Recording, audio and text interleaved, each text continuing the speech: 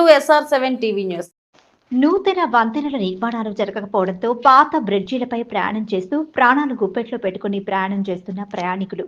ములుగు జిల్లా వెంకటాపురం మండలం ఎకన్నగూడెం గ్రామం సమీపంలో గల ప్రధాన రహదారి వంతెన గురువారం రాత్రి పిల్లర్ కుంగటంతో వంతెనపై రాకపోకలకు అంతరాయం ఏర్పడింది. ఈ ప్రాంతంలో ఉన్నటువంటి ఇసుక క్వారీల వల్ల రోజు తరచూ కొన్ని వేలాది ఇసుక లారీలు ఈ రహదారి గుండా ప్రయాణం చేస్తుంటాయి. గత రాత్రి ఈ వంతెన పిల్లర్ కుంగడంతో వంతెన ప్రమాదకరంగా మారింది. ప్రస్తుతం రాకపోకలు బంద్ చేశారు. చర్ల, దుమ్మగూడెం ప్రాంతాలలో రహదారి వెంట ఉన్న కలవట్లు కూడా అంత్య దశకు చేరుకునే పరిస్థితి ఏర్పడింది. రోడ్డు రవాణా వ్యవస్థ సక్రమంగా లేదని ఇక్కడ ప్రజలు వాపోతున్నారు. ఇటువంటి రహదారిపై భయంతో ప్రయాణం చేస్తున్నారు. SR7 టీవీ న్యూస్ రిపోర్టర్ తుర్సా చంటి.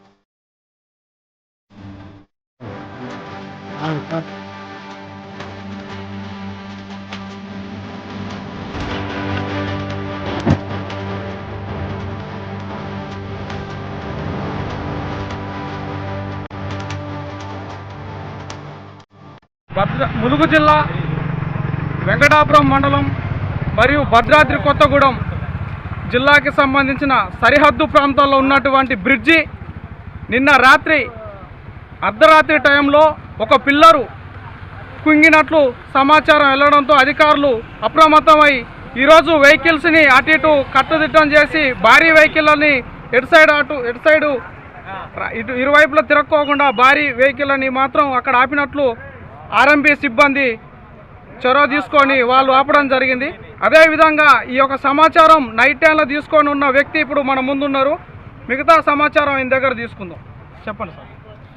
హలో, సుమారు రాత్రి 9 గంటల టైంలో నాకు మా వెంకటాపురం మండలం ఎస్ఐ గారి ద్వారా ఎస్ఐ గారు ఫోన్ చేయడం జరిగింది.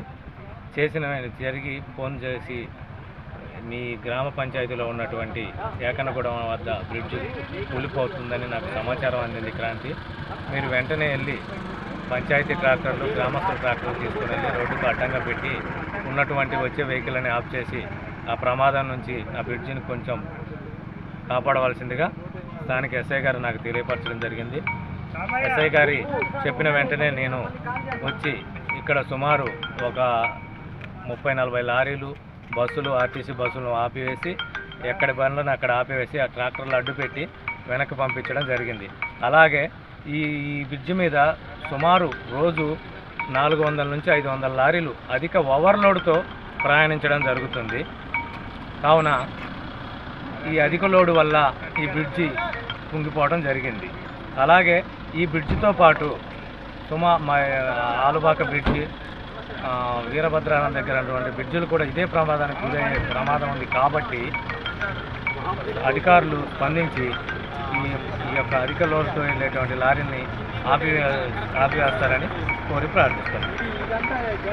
అయితే ఎస్ఐ గారికి రాత్రి ఇట్లా కూలిందని సమాచారం ఎలా వెళ్ళింది?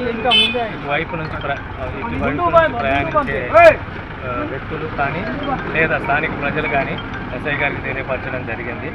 తెలియపరిచిన వెంటనే సార్ నాకు తెలియపరిచారు. దానిపై నేను స్పందించి వెంటనే లారీని ఆపివేయడం జరిగింది. ములుగు జిల్లా వ్యాప్తంగా చూసినట్లయితే అధికారుల నిర్లక్ష్యమా, కాంట్రాక్టుల నిర్లక్ష్యం అర్థం అవడం లేదు. మరి గత 35 కిలోమీటర్ల పరిధిలో కూడా రోడ్లు చూసినా, బ్రిడ్జిలు చూసినా ఇదే పరిస్థితికి ఉంది.